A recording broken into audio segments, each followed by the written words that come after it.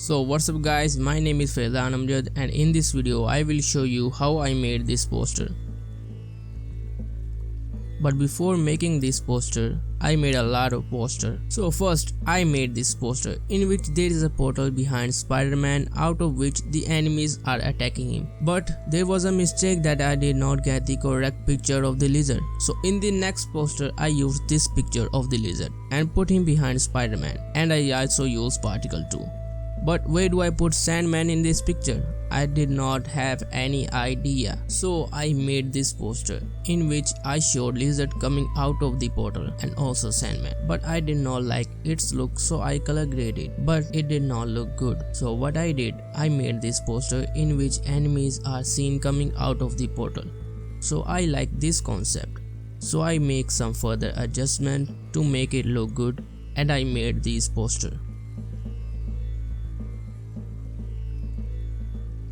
And here's the final poster. So without wasting your time, let me show you how I made it.